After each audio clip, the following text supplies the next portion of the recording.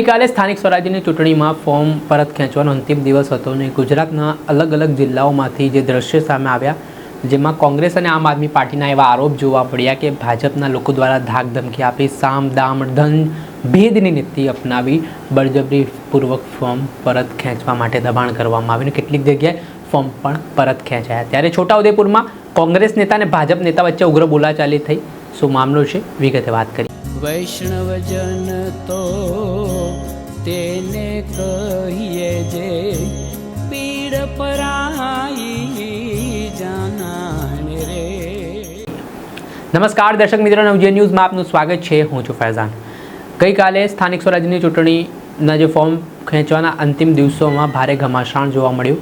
કેટલીક જગ્યાએ મોટી બબાલોના દ્રશ્ય પણ સામે આવ્યા, જેમાં ભારતીય જનતા પાર્ટી પર આરોપ લાગ્યા કોંગ્રેસ અને આમ આદમી પાર્ટી દ્વારા કે તેમના ઉમેદવારોને ખોટી રીતે ધાકધમકી આપી દબાણ કરીને ફોર્મ પરત ખેંચવા માટે ફરજ પાડી. ત્યારે માથાકૂટ પણ સામે આવી. ત્યારે આ વચ્ચે છોટાઉદેપુરમાં ભાજપના નેતા સંગ્રામ રાઠવા સામે આરોપ લાગ્યા, જ્યાં કોંગ્રેસના ઉમેદવારને તેઓ જે મામલતદાર કચેરીએ પહોંચ્યા ત્યારે ફોર્મ પરત ખેંચવા માટે દબાણ કરતા હોય તેવી સ્થિતિ જોવા મળી. ત્યારે આ ઘટનાની જાણ થતાં કોંગ્રેસના નેતા અર્જુન રાઠવા પણ એ કચેરીએ પહોંચ્યા. ત્યારે અર્જુન રાઠવાએ સંગ્રામ રાઠવાને બરોબરનો સંભળાવી દીધું. આ સમગ્ર ઘટનાના દ્રશ્ય સામે આવ્યા છે. આ બાબતને લઈને થોડાક સમય માટે બંને નેતાઓની બહેસ પણ થઈ છે. પહેલાં એ વિડીયો જુઓ.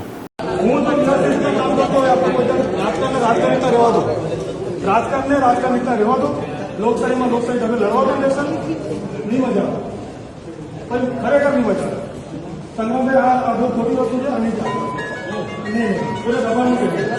કોઈ સ્વેચ્છા નથી. લેચારમાં કોઈ સ્વેચ્છા નહીં. ચલો ફોન કહો તમે, મને ખબર છે એના ફોન રેકોર્ડિંગ છે મારે. કંદુભાઈ ધમકી આવી એ રેકોર્ડિંગ છે મારે. પોતે મને વાત કરી, મને કંદુભાઈ વાત કરી કે મને હવાના ધમકી મળે છે. બરાબર છે. મને કંદુભાઈ રેકોર્ડિંગ આપો એમનું કે મને કોની કોની ધમકી છે, નામોડી છે. મારો ભાઈ સિરિયસલી કહું છું તમને. મને કંદુભાઈને સવારના ફોન છે. કુમારભાઈ ક્યાં બેઠા છે કંદુભાઈ જોડે, તમારે ફોન કરી વાત કેવી રીતે કરશો? આ તો લેડીઝ છે બિચારી, લે એમને તો કોઈ નહીં. તમે આ એસસી જાતના છે તો એમની પર દબાણ કરીને તમે આવું વાત કરવા માંગતા હોય તો કોઈ સ્વેચ્છા ને તમને ખબર છે. અમે 2 દિવસમાં એમના ઘરે બેસી ગયા છે.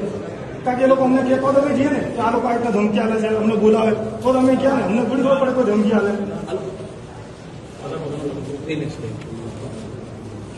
હલો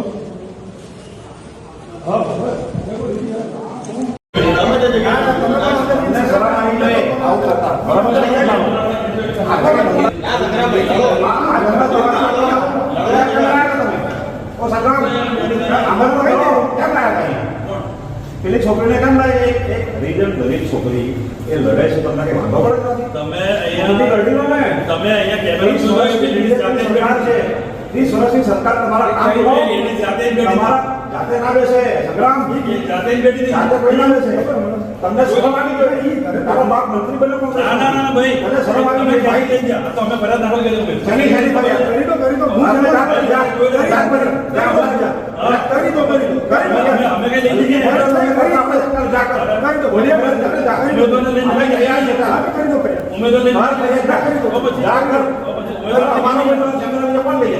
એ જાતે આવી ને પૂછો ને. તમે રેકોર્ડિંગમાં જુઓ. હવે આ સમગ્ર ઘટના મામલે જે વિડીયો સામે આવ્યો છે તેમાં જે બંને નેતાઓ વચ્ચે બહેસ ચાલી રહી છે, તેમાં ભાજપ નેતા સંગ્રામ રાઠવા કહી રહ્યા છે કે હું તમારા વિરુદ્ધ ફરિયાદ કરીશ.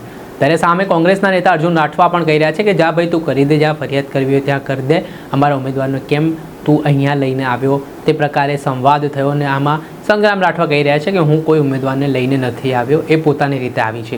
આના જ કારણે જે વિવાદ છે તે વકર્યો અને જો કે આ ફોર્મ પરત ખેંચાયું નહોતું પણ પ્રયાસ થયા હોય તેવા આક્ષેપો હાલ સામે આવ્યા છે. ને ગુજરાતભરમાં જોઈએ તો 900થી વધારે બેઠકો છે તે બિનહરીફ થઈ છે, જે અત્યાર સુધીની સ્થાનિક સ્વરાજ્યની ચૂંટણીમાં ખૂબ રેકોર્ડ બ્રેક બિનહરીફ બેઠકો માનવામાં આવી રહી છે. ત્યારે હવે જોવાનું રહ્યું કે આગામી જે સ્થાનિક સ્વરાજ્યની ચૂંટણીમાં જ્યારે મતદાન થવાનું છે, ચૂંટણી થવાની છે, ત્યારે કોના ફાળે કેટલી બેઠકો થાય છે, ખરેખર ચૂંટણીના જંગમાં શું પરિણામ આવે છે તે આવનારો સમય બતાવશે. દર્શક મિત્રો, આવા જ નવા વિડીયો સાથે આપને માહિતગાર કરતા રહીશું, એટલે નવજીવન ન્યૂઝ જોતા રહો.